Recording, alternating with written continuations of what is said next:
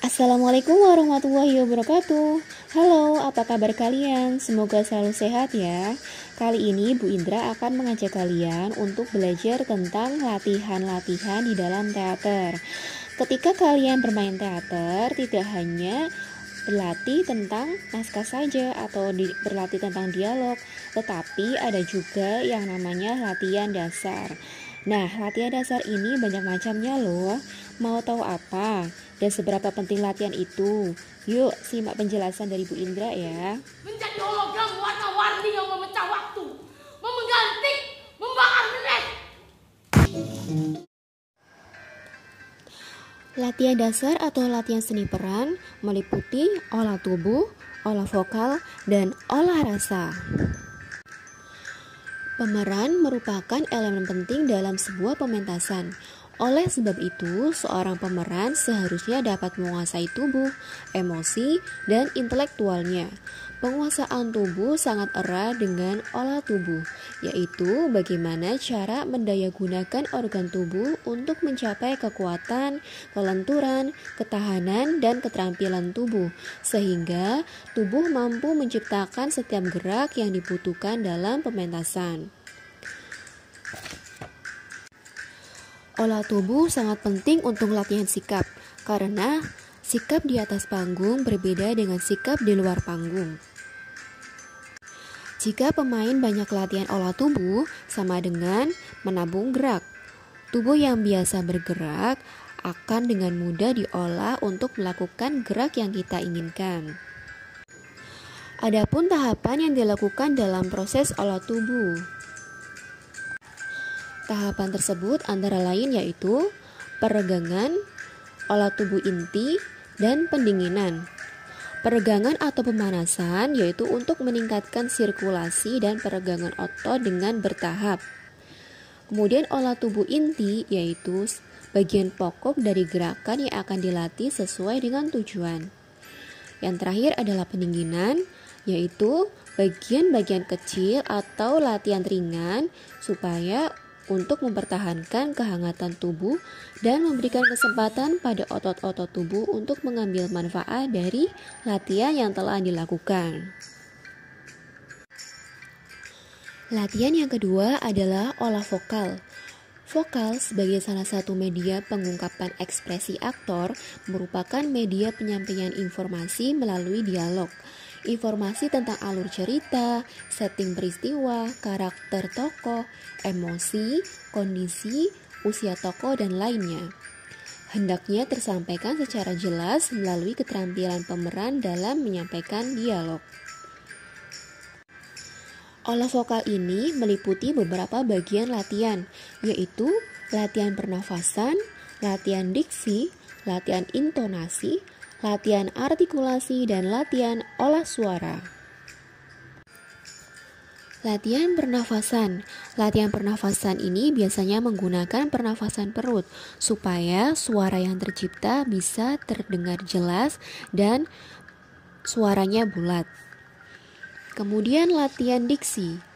Diksi berasal dari kata dictionary atau kamus, yaitu pemilihan kata untuk mengekspresikan ide-ide yang tepat dan selaras.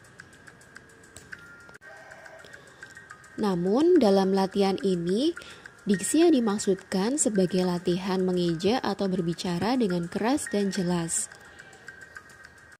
Latihan diksi berfungsi untuk memberikan kejelasan suara dari kata yang diucapkan. Banyak pemeran yang menyangka bahwa untuk dapat didengar hanya perlu berbicara dengan keras. Padahal yang dibutuhkan bukan hanya sekedar itu, namun dibutuhkan pula pengucapan yang jelas. Di dalam bahasa Indonesia, huruf yang hampir sama pengucapan dan terdengarnya adalah huruf P dan B, T dan D, serta K dan G. Latihan diksi ini dimulai dengan memperjelas perbedaan huruf tersebut saat berbicara atau berteriak. Latihan intonasi. Intonasi adalah nada suara, irama bicara, atau alunan nada dalam melafalkan kata atau kalimat, sehingga tidak datar atau monoton saat diucapkan.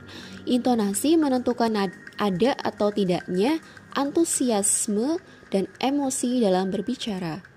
Fungsi dari intonasi adalah membuat pembicaraan menjadi lebih menarik dan tidak membosankan.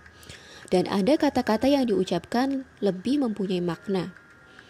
Intonasi berperan dalam pembentukan suatu makna dari kata, bahkan dapat mengubah makna dari suatu makna. Selanjutnya adalah latihan artikulasi. Artikulasi adalah hubungan antara apa yang dikatakan dan bagaimana mengatakannya. Sebab artikulasi adalah suatu ekspresi gestur yang kompleks. Latihan artikulasi adalah latihan tentang kejelasan bunyi suara yang dikeluarkan oleh organ produksi suara. Kemudian ada latihan suara. Proses dalam pementasan teater adalah proses komunikasi, yaitu proses transformasi informasi antara komunikator, yaitu pengirim pesan, dengan komunikan atau penerima pesan. Komunikasi yang dilakukan oleh komunikator menggunakan dua bahasa, yaitu bahasa verbal dan bahasa non-verbal. Bahasa verbal yaitu bahasa yang berupa kata-kata yang dianut oleh seseorang dalam suatu budaya tertentu. Misalnya, bahasa Indonesia, bahasa Jawa, dan lainnya. Bahasa tubuh yang biasa disebut dengan gestur, yaitu sikap atau pose tubuh seseorang yang mengandung makna dan menimbulkan bahasa tubuh. Bahasa tubuh ini juga dipengaruhi oleh budaya tertentu, karena bahasa tubuh tidak bersifat universal. Misalnya, menggaruk di Indonesia diartikan sebagai persetujuan, sedangkan di India diartikan sebagai penolakan.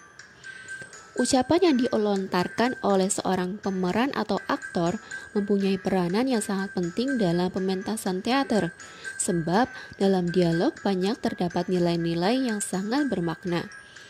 Jika lontaran dialog tidak sesuai dengan sebagaimana mestinya, maka nilai yang terkandung di dalamnya tidak dapat dikomunikasikan kepada penonton, dan ini merupakan suatu kesalahan yang fatal bagi seorang pemeran atau aktor. Yang terakhir adalah tahapan olah rasa, yaitu latihan konsentrasi, latihan imajinasi, dan latihan ingatan emosi. Konsentrasi. Pengertian konsentrasi secara harfiahnya berarti memusatkan pikiran pada sesuatu, sehingga dalam konsentrasi ada sesuatu yang menjadi pusat perhatian. Semakin menarik pusat perhatian tersebut, maka semakin sanggup ia memusatkan perhatian. Pusat perhatian seorang pemeran adalah sukma atau jiwa peran atau karakter yang akan dimainkannya. Segala sesuatu yang mengalihkan perhatian ataupun yang mempengaruhi konsentrasi seorang aktor atas karakter yang dimainkan cenderung dapat merusak proses latihan. Maka dari itu, konsentrasi menjadi sesuatu yang sangat penting untuk dilatih. Tujuan konsentrasi ini adalah untuk mencapai kondisi kontrol mental ataupun fisik di atas panggung pertunjukan. Terdapat korelasi yang sangat dekat antara pikiran dan tubuh. Seorang aktor harus dapat mengontrol tubuhnya setiap saat dengan pengertian atas tubuh dan alasan bagi perilakunya. Langkah awal yang perlu diperhatikan adalah mengasah kesadaran dan mampu menggunakan tubuhnya dengan efisien. Dengan konsentrasi, maka seorang pemeran dapat mengubah dirinya menjadi orang lain, yaitu peran yang dimainkan agar pemeran dapat mengalami dunia yang lain dengan segenap cita, rasa, dan karsa pada dunia lain tersebut. Imajinasi. Imajinasi adalah proses pembentukan gambaran-gambaran baru dalam pikiran, di mana gambaran tersebut tidak pernah dialami sebelumnya, atau mungkin hanya sedikit yang dialaminya. Imajinasi merupakan proses percobaan pemisahan pikiran dan digunakan untuk menciptakan teori-teori dan ide-ide berdasarkan fungsinya.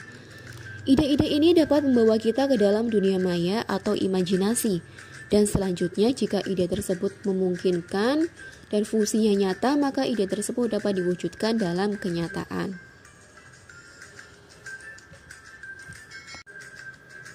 Yang terakhir adalah ingatan emosi. Emosi secara umum memiliki arti proses fisik dan psikis yang kompleks yang dapat muncul dengan tiba-tiba atau spontan dari luar kesadaran. Ingatan emosi adalah salah satu perangkat pemeran untuk bisa mengungkapkan atau melakukan hal-hal yang berbeda di luar dirinya. Sumber dari ingatan emosi adalah kajian pada ingatan diri sendiri dan kajian sumber motivasi atau lingkungan motivasi yang dapat kita amati.